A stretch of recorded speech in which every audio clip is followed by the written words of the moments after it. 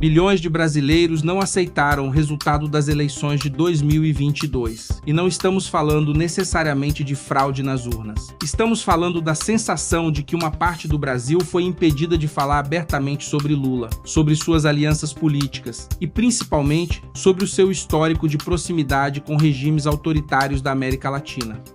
Durante aquele período, perfis foram derrubados, conteúdos foram censurados e muitas pessoas ficaram com medo de falar sobre as relações de Lula com figuras como Nicolás Maduro, os irmãos Castro e outros líderes acusados de perseguir adversários, controlar a imprensa e enfraquecer as instituições democráticas de seus países.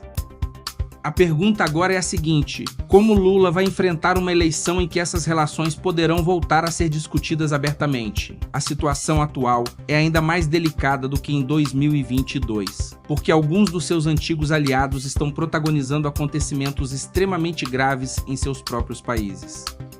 Um desses personagens é Daniel Ortega, presidente da Nicarágua e aliado de longa data de Lula. Não estamos falando de uma amizade recente ou de uma simples relação diplomática entre dois chefes de Estado. Existem registros de encontros e manifestações públicas de proximidade que atravessam décadas.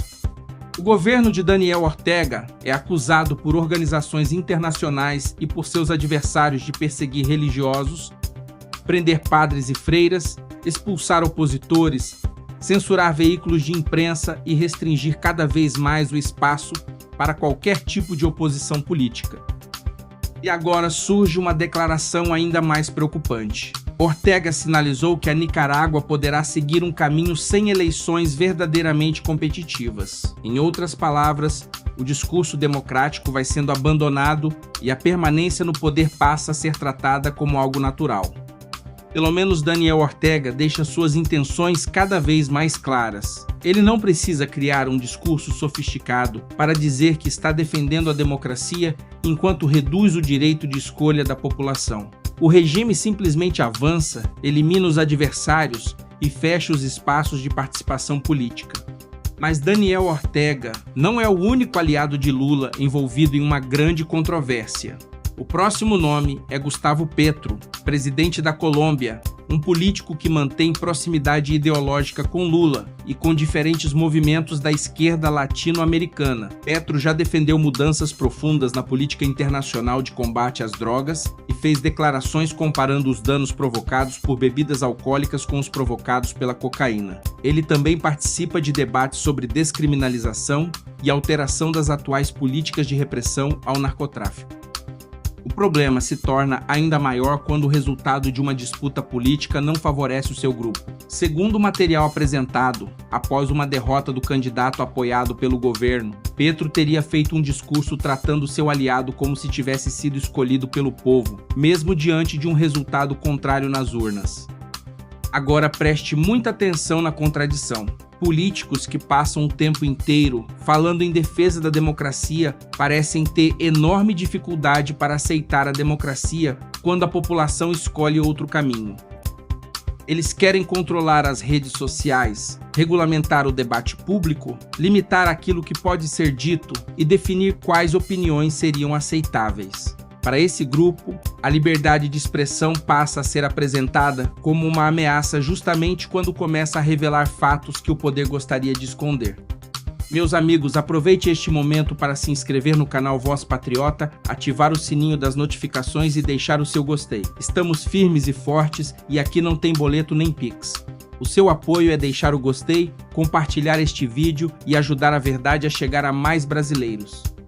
Daniel Ortega e Gustavo Petro mantêm relações políticas e ideológicas com Lula, e essa proximidade precisa ser discutida. Em 2022, muitas pessoas sentiram que não tinham liberdade para fazer essa comparação. Agora, o Brasil precisa observar aquilo que está acontecendo em outros países da América Latina.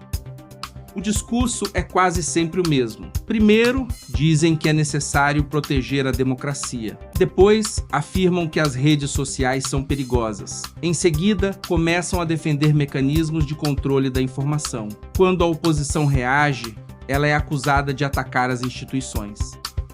E quando o resultado das urnas não favorece a esquerda, surgem questionamentos, manobras e tentativas de deslegitimar a escolha da população. Mas quando o resultado favorece o seu próprio grupo, qualquer dúvida passa a ser tratada como um ataque intolerável à democracia. Para concluir, precisamos resgatar uma antiga declaração de Lula. Em uma entrevista, ele afirmou que a eleição não seria tudo dentro de uma democracia. Lula chegou a dizer que a eleição seria apenas uma vírgula dentro do sistema democrático.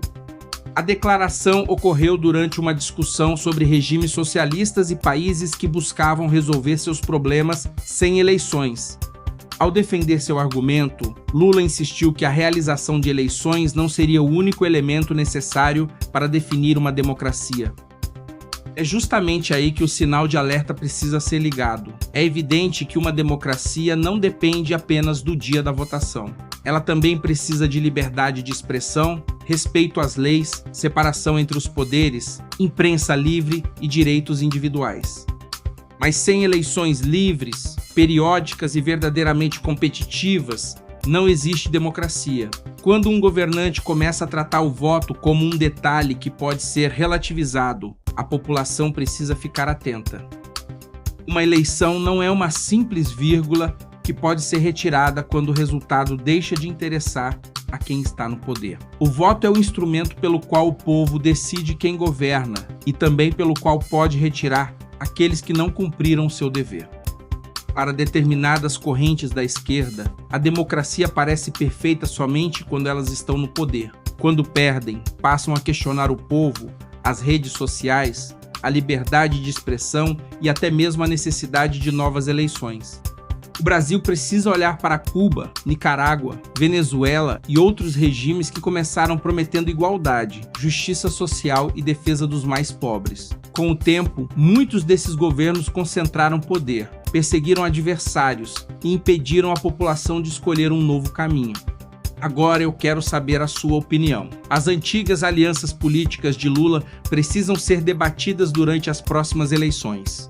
O povo brasileiro terá liberdade para comparar aquilo que Lula diz com aquilo que seus aliados fazem em outros países. Escreva a sua opinião nos comentários, inscreva-se no canal Voz Patriota e compartilhe este vídeo com seus amigos e familiares. Que Deus abençoe sua família, que Deus abençoe a sua vida. Muito obrigado pela audiência e até o próximo vídeo, se Deus quiser.